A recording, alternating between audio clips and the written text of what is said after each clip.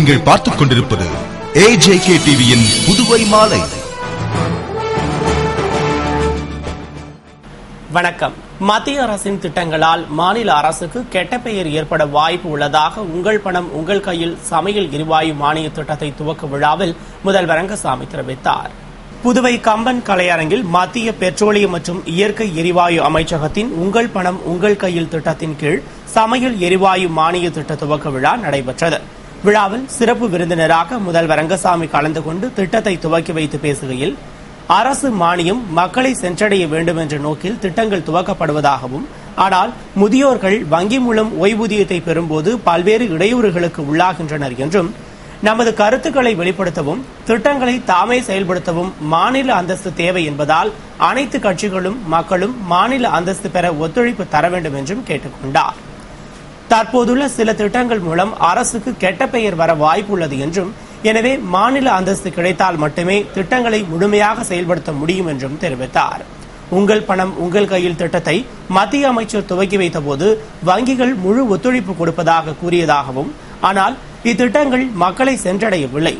இதற்கு வங்கிகள் விரைந்து செயல்பட வேண்டும் என்றும், வங்கிகள் மூலம் சேவைகள் சரியாக மக்களை சென்றடைய இருக்கும் குழப்பம் குளறுபடிகளை களைந்து பயனாளிகளுக்கு சிரமமின்றி இத்திட்டத்தை செயல்படுத்த வேண்டும் என்றும், முதியோர்களுக்கு இருக்கும் இடத்தில் பணம் கிடைக்க வங்கிகள் மாற்று ஏற்பாடு செய்ய வேண்டும் என்றும் பேசினார். விழாவில் எண்ணெய் நிறுவன அதிகாரிகள் உட்பட பலர் கலந்து கொண்டனர். புதுவையில் பள்ளிகள் திறக்கப்பட உள்ள நிலையில் பள்ளி கல்லூரி வாகனங்களை அதிகாரிகள் அதிரடி சோதனை நடத்தி வருகின்றனர். புதுவையில் வரும் 10ஆம் தேதி பள்ளிகள் திறக்கப்பட உள்ள நிலையில் விபத்துகளை தவிர்க்கும் பொருட்டு நீதிமன்ற உத்தரவுப்படி பள்ளி கல்லூரி வாகனங்களை முழுமையாக ஆய்வு செய்து சிறப்பு ஸ்டிக்கர் ஒட்டுவதற்கு போக்குவரத்து ஆணையர் சுந்தரேசன் உத்தரவிட்டார். இதனையடுத்து புதுவையில் உள்ள 75க்கும் மேற்பட்ட பள்ளி கல்லூரிகளுக்கு போக்குவரத்து துறை நோட்டீஸ் அனுப்பி ஜூன் 1 முதல் 9ஆம் தேதி வரை மேட்டுப்பாளையம் கனரக வாகன முனையத்தில் தங்களது வாகனங்களை கொண்டு வந்து ஆய்விற்கு உட்படுத்திக் கொள்ளுமாறு கேட்டுக் கொண்டது. அதன்படி மேட்டுப்பாளையத்தில் 100க்கும் மேற்பட்ட தனியார் பள்ளி கல்லூரி வாகனங்கள் மற்றும் மாணவர் சிறப்பு பேருந்துகள் கொண்டுவரப்பட்டது. அவற்றை துணை ஆணையர் சந்திரசேகர், போக்குவரத்து அதிகாரிகள் சச்சிதானந்தம், நித்யானந்தம் தலைமையில் மோட்டார் வாகன ஆய்வாளர்கள் கபிரியேல், பெர்னாண்டஸ், பிரபாகர், சீனிவாசன், சுந்தர் உள்பட 50க்கும் மேற்பட்டோர் ஆய்வு செய்து பர்மிட், இன்சூரன்ஸ் உள்ளிட்ட ஆவணங்களை சரிபார்த்து வாகனங்களை 1 கிலோமீட்டர் தூரத்திற்கு ஓட்டிச் சென்று பரிசோதித்தனர். மேலும் முதலுதவி சிகிச்சை பெட்டி, தீயணைப்பு கருவி போன்றவை உள்ளதா என்று பார்த்து பரிசோதனையில் திருப்தி அளித்த வாகனங்களுக்கு போக்குவரத்து துறை முத்திரை பதித்த ஸ்டிக்கரை ஒட்டி அனுப்பினர். குறைபாடுடைய வாகனங்களை சரி செய்து வருமாறு திருப்பி அனுப்பினர். மேலும் 9ஆம் தேதிக்குள் அனைத்து வாகனங்களும் ஆய்வுக்கு உட்படுத்தப்பட வேண்டும். ஸ்டிக்கர் ஒட்டப்படாத வாகனங்களை 10ஆம் தேதி இயக்கினால் அவை பறிமுதல் செய்யப்படும் என்றும் எச்சரித்துள்ளனர். புதுவைக்கு வந்த பாராளுமன்ற உறுப்பினர்கள் மேம்பாட்டு நிதிநிலை குழுவினரை அமைச்சர்கள் மற்றும் அதிகாரிகள் சால்வை அணிவித்து பூங்கொத்து கொடுத்து வரவேற்றனர். பாராளுமன்ற உறுப்பினர் தொகுதி மேம்பாட்டு நிதியாக ஆண்டிற்கு 5 கோடி ரூபாய் ஒதுக்கப்படுகிறது. இந்த நிதி மூலம் மேற்கொள்ளப்படும் அரசு பணிகளை ஆய்வு செய்ய பாராளுமன்ற உறுப்பினர்கள் மேம்பாட்டு நிதி நிலைக்குழு அமைக்கப்பட்டுள்ளது. AKS விஜயன் தலைமையிலான 4 பேர் கொண்ட குழுவினர் பணிகளை நேரில் ஆய்வு செய்ய புதுவை வந்தனர். புதுவை வந்த குழுவினரை அமைச்சர்கள் ராஜவேலு, பன்னீர்செல்வம், தலைமைச் செயலர் சேட்டன் வி சாங்கி மற்றும் அதிகாரிகள் சால்வை அணிவித்து பூங்கொத்து கொடுத்து வரவேற்றனர். அக்குழுவினர் புதுவை அரியாங்குப்பம், வில்லியனூர், பாகூர் உள்ளிட்ட பல்வேறு பகுதிகளுக்கு சென்று பணிகளை ஆய்வு செய்த பின்னர் தலைமைச் செயலகத்தில் தலைமைச் செயலர் மற்றும் செயலாளர்கள் மற்றும் அதிகாரிகளுடன் ஆலோசனை நடத்த உள்ளார். மின்கட்டண உயர்விற்கு கண்டனம் தெரிவித்து மின்துறை அலுவலகத்தை முற்றுகையிட்டு பாரதிய ஜனதா கட்சியினர் ஆர்ப்பாட்டம் நடத்தினர். புதுவையில் ஏழை மற்றும் நடுத்தர மக்களை பாதிக்கும் மின்கட்டண உயர்வினையும் கூடுதலாக பல விதங்களில் வாங்கும் கட்டணத்தை தவிர்க்க அரசு நடவடிக்கை எடுக்க வேண்டும் என்ற கோரிக்கையை வலியுறுத்தியும் பாரதிய ஜனதா கட்சியினர் மாநில தலைவர் விஸ்வேஸ்வரன் தலைமையில் முன்னாள் தலைவர்கள் கேசவலு, தாமோதர், பொதுச் செயலாளர் சாமிநாதன் ஆகியோர் முன்னிலையில் வம்பாக்கீரப்பாளையத்தில் உள்ள மின்துறை தலைமை அலுவலகத்தை முற்றுகையிட்டு வெள்ளிக்கிழமையன்று போராட்டம் நடத்தினர். ஆர்ப்பாட்டத்தில் மாநில நிர்வாகிகள், தேசிய பொதுக்குழு உறுப்பினர்கள் ராஜசேகர் உள்பட பலர் கலந்து கொண்டனர். ஆர்ப்பாட்டத்தால் பெரும் பரபரப்பு ஏற்பட்டதைத் தொடர்ந்து மின்துறை அலுவலகத்தின் கதவுகள் மூடப்பட்டன. புதுவை முருங்கப்பாக்கம் அருள்மிகு திரௌபதி அம்மன் கோவில் தீமிதி திருவிழாவில் முதலமைச்சர் ரங்கசாமி பங்கேற்று சாமி தரிசனம் செய்தார்.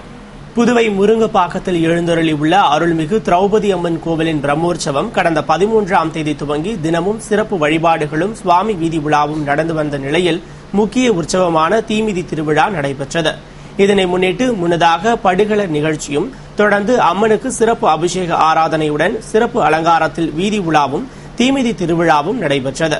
விழாவில் பக்தர்கள் நோன்பிருந்து தீமிதித்து நேர்த்திக் கடனை நிறைவேற்றினர்.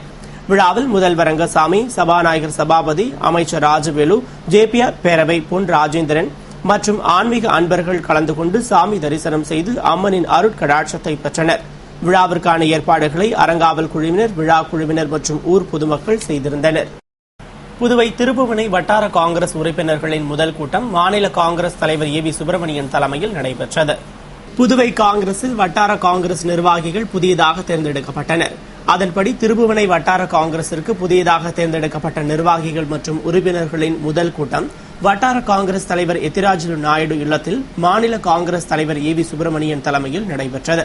வட்டார காங்கிரஸ் நிர்வாகிகள் மற்றும் உறுப்பினர்கள் அனைவரும் கலந்து கொண்ட கூட்டத்தில் காங்கிரஸ் உப தலைவராக ராகுல் காந்தி தேர்ந்தெடுக்கப்பட்டதற்கு பாராட்டு தெரிவித்தும் மத்திய இணையமைச்சர் நாராயணசாமி பிறந்தநாள் விழா குறித்த தீர்மானமும் மற்றும் தற்போதைய ஆட்சியில் முதியோர் ஓய்வூதியத்திற்கு அலைக்கழிக்கப்படுவதை தவிர்க்க வேண்டும், ரேஷன் கடையில் தரமான அரிசி வழங்க வேண்டும் என்பது போன்ற பல்வேறு தீர்மானங்களும் நிறைவேற்றப்பட்டன. 10ஆம் வகுப்பு பொதுத் தேர்வில் புதுவை PS பாளையம் பாவேந்தர் பாரதிதாசன் அரசு மேல்நிலைப்பள்ளி மாணவர்கள் சாதனை படைத்துள்ளனர். புதுவை PS பாளையத்தில் அமைந்துள்ள பாவேந்தர் பாரதிதாசன் அரசு மேல்நிலைப் பள்ளியிலிருந்து தேர்வு எழுதிய 62 மாணவ மாணவிகளில் 60 பேர் தேர்ச்சி பெற்றுள்ளனர். மாணவன் பிரகாஷ் 484 மதிப்பெண்கள் பெற்று பள்ளியில் முதலிடத்தையும், மாணவி அனிதா 477 மதிப்பெண்களுடன் 2ஆம் இடத்தையும், மாணவன் ஜெயபிரதாபன் 475 மதிப்பெண்களுடன் 3ஆம் இடத்தையும் பிடித்துள்ள நிலையில் 6 மாணவர்கள் கணிதம், அறிவியல், சமூக அறிவியல் பாடங்களில் 100க்கு 100 மதிப்பெண்களும், 22 மாணவர்கள் 400க்கு மேல் மதிப்பெண்களும் பெற்றுள்ளனர். அதிக மதிப்பெண் பெற்று சாதனை படைத்துள்ள மாணவ மாணவிகளை பள்ளி துணை முதல்வர் மற்றும் ஆசிரியர்கள் சால்வை அணிவித்து இனிப்பு வழங்கி பாராட்டினர். புதுவை பாகூர் அருள்மிகு ஸ்ரீ திரௌபதி அம்மன் ஆலய அக்னி வசந்த தீமிதி விழாவில் முதல்வர் ரங்கசாமி மற்றும் அமைச்சர்கள் கலந்து கொண்டு வழிபாடு செய்தனர். புதுவை பாகூரில் தர்மத்தை காத்து அதர்மத்தை அழிக்க பல்வேறு உருவாய் அருள் சக்தியாய் ஆதிசக்தியின் ஒரு அம்சமாய் கோவில் கொண்டிருக்கும் ஸ்ரீ திரௌபதி அம்மன் ஆலயத்தில் அக்னி வசந்த விழா கடந்த 14ஆம் தேதி துவங்கி தினமும் சிறப்பு வழிபாடுகள் நடந்து வந்த நிலையில் முக்கிய உற்சவமான தீமிதி விழா நடைபெற்றது.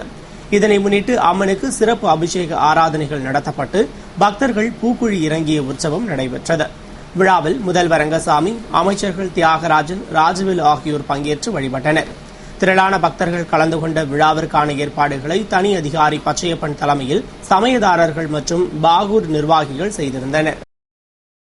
புதுவை காக்காயந்தோப்பு அருள்மிகு ஸ்ரீ முத்து மாரியம்மன் ஆலய செடல் திருவிழாவில் ஸ்ரீ லலிதா ராஜராஜேஸ்வரி அலங்காரத்தில் முத்து பள்ளக்கில் அம்மன் வீதி உலா நடைபெற்றது. புதுவை அரியாங்குப்பம் கொம்யூன் காக்காயந்தோப்பில் எழுந்தருளியுள்ள அருள்மிகு ஸ்ரீ முத்துமாரியம்மன் ஆலய 69ஆம் ஆண்டு செடல் திருவிழா கடந்த 5ஆம் தேதி மகா கணபதி ஹோமத்துடன் துவங்கி தினமும் சிறப்பு அபிஷேகமும் சிறப்பு அலங்காரத்தில் வீதி உலாவும் நடைபெற்று வந்தது.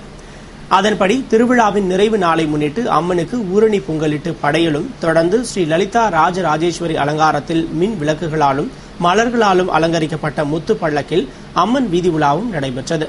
கரகாட்டம், பொய்க்கால் குதிரை ஆட்டம் என விமர்சையாக நடைபெற்ற விழாவில் திரளான பக்தர்கள் பங்கேற்று அர்ச்சனை செய்து வழிபட்டனர். விழாவில் வட்டார காங்கிரஸ் தலைவர் சங்கர், அறங்காவல் குழு தலைவர் முருகையன் மற்றும் உபயதாரர்களும் ஊர் முக்கிய பிரமுகர்களும் பங்கேற்று சாமி தரிசனம் செய்தனர். கட்டுமானத்திற்காக ஆழ்குழாய் அமைக்கும் முன் கண்டிப்பாக புதுவை நிலத்தடி நீர் அதிகார அமைப்பின் ஒப்புதல் பெற வேண்டும் என்று கட்டுமானத்துறையினருடனான கூட்டத்தில் அறிவுறுத்தப்பட்டுள்ளது. புதுவை நிலத்தடி நீர் அதிகார அமைப்பு மற்றும் பல்வேறு கட்டுமானத்துறையை சார்ந்த சங்கங்கள் இடையேயான கலந்துரையாடல் கூட்டம் செயின்ட் தெரேசா வீதியில் உள்ள டைனமிக் ஹாலில் நடைபெற்றது. நிலத்தடி நீர் அதிகார அமைப்பு தலைவர் சிவகாந்தன் தலைமையில் உறுப்பினர் செயலர் ராமமூர்த்தி மற்றும் வேளாண் அதிகாரி டாக்டர் பெத்த பெருமாள் ஆகியோர் முன்னிலையில் நடைபெற்ற கூட்டத்தில் நிலத்தடி நீர் குழாய் அமைப்பதன் விதிமுறைகள் குறித்து ஆலோசிக்கப்பட்டது. மேலும் கட்டுமானத்துறையைச் சேர்ந்தவர்கள் அனைவரும் கட்டுமானத்திற்காக ஆழ்குழாய் அமைக்கும் முன் கண்டிப்பாக புதுவை நிலத்தடி நீர் அதிகார அமைப்பின் ஒப்புதலோடு ஆழ்குழாய் அமைக்க வேண்டும் என்றும் அறிவுறுத்தப்பட்டது. கூட்டத்தில் கட்டுமானத்துறையைச் சேர்ந்த பல்வேறு இணைப்பு சங்கங்களின் பொறியாளர்கள், உறுப்பினர்கள் பலர் கலந்து கொண்டனர். புதுவை திருக்கனூர் சின்ன ஏரி மற்றும் பெரிய ஏரியை அதிகாரிகளுடன் சென்று துணை சபாநாயகர் TPR செல்வம் ஆய்வு செய்து வாய்க்காலை தூர்வார நடவடிக்கை எடுத்தார். புதுவை மண்ணாடிப்பட்டு தொகுதிக்குட்பட்ட திருக்கனூரில் உள்ள சின்ன மற்றும் பெரிய ஏரியின் கீழ்ப்பகுதியில் உள்ள நீர் வடிகாலை பொதுப்பணித்துறை அதிகாரிகளுடன் சென்று துணை சபாநாயகர் TPR செல்வம் ஆய்வு செய்தார். மேலும் அப்பகுதியில் மழை காலங்களில் நீர் தேங்காமல் இருக்க வடிகால் வசதி மற்றும் வாய்க்காலை தூர்வாருவது குறித்து ஆய்வு செய்து வாய்க்காலை தூர்வாருவதற்கான நடவடிக்கை எடுத்தார். அப்போது பொதுப்பணித்துறை அதிகாரிகள் பலர் உடனிருந்தனர். புதுவை பிள்ளையார்குப்பம் இந்திரா காந்தி பல் மருத்துவமனை மற்றும் கல்லூரி சார்பில் உலக புகையிலை ஒழிப்பு தினத்தை முன்னிட்டு மாபெரும் விழிப்புணர்வு பேரணி நடத்தப்பட்டது. புதுவை பிள்ளையார்குப்பம் இந்திரா காந்தி பல் மருத்துவமனை, சமுதாய பல் மருத்துவ பிரிவு, இந்திய பல் மருத்துவக் கழகம் சார்பில் உலக புகையிலை ஒழிப்பு தினத்தை முன்னிட்டு மாபெரும் விழிப்புணர்வு பேரணி நடைபெற்றது. புதுவை அண்ணா சிலை அருகே துவங்கிய பேரணியை கல்லூரி முதல்வர் உஷா கருணாநிதி கொடியசைத்து துவக்கி வைத்தார்.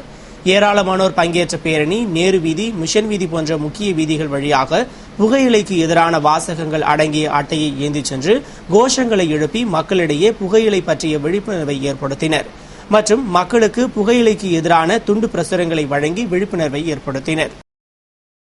இத்துடன் செய்திகள் நிறைவடைந்தன. வணக்கம்.